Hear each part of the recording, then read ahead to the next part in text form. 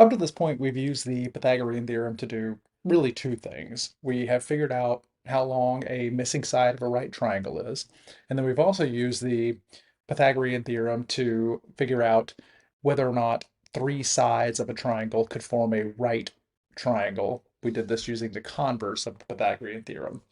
Another use of the Pythagorean theorem is that it can be used to figure out distance, specifically distance between 2 points. So in this example, we've got a triangle, but the triangle has been put into the coordinate plane.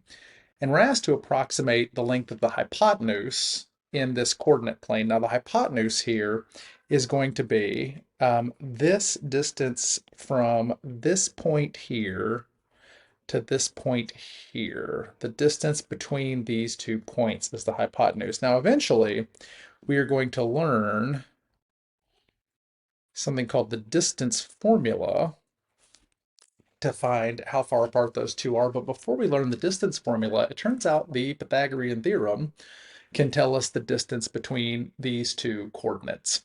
And probably you can tell how the Pythagorean theorem is going to do this because the way this triangle is drawn makes it a right triangle. So if we know this length and we know this length, we could use the Pythagorean theorem to figure out that hypotenuse. And figuring out those two lengths is pretty easy because in the coordinate plane, whenever the points that we're using are exactly on those grid marks like that, we can just count. The length of this bottom piece right here is 2 squares, so we're going to call that side 2. And the length of this leg looks like it's 1, 2, 3, 4. So this is a right triangle with legs of lengths 2 and 4. And so I'm going to call 2 my A. I'm going to call 4 the B. And of course, anytime you use the Pythagorean theorem, the hypotenuse has to be C. That's all I need to know for the Pythagorean theorem is A, B, and C. So let's go ahead and do this. We're going to do A squared plus B squared equals C squared. I labeled my A as 2, so 2 squared plus 4 squared equals my mystery value C squared. Well, these numbers are pretty small. 2 squared and 4 squared are easy to do. 2 squared is 2 times 2, which is 4. 4 times 4 is 16.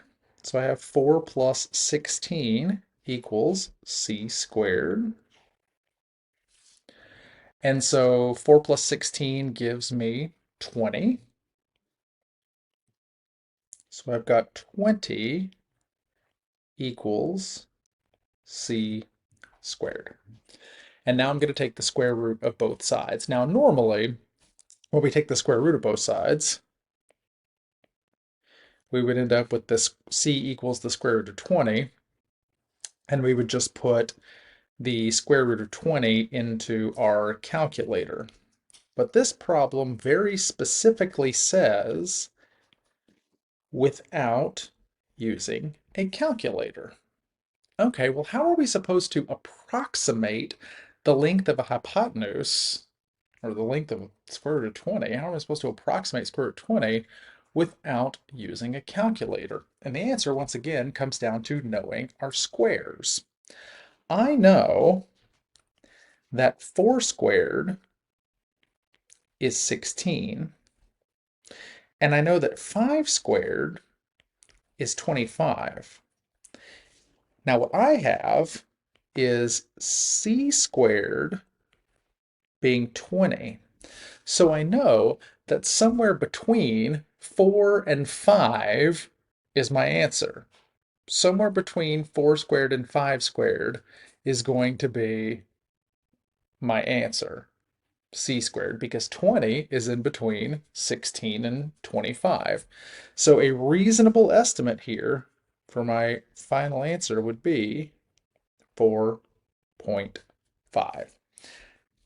Is the actual answer 4.5? I have no idea. It's probably not 4.5, but 4.5 is a very reasonable estimate to the nearest tenth, because that's what it says, to the nearest tenth. 4.5 is a very reasonable estimate when I know the answer must be somewhere in between 4 and 5. And the reason I know it's in between 4 and 5 is because my value squared is 20. C squared is 20.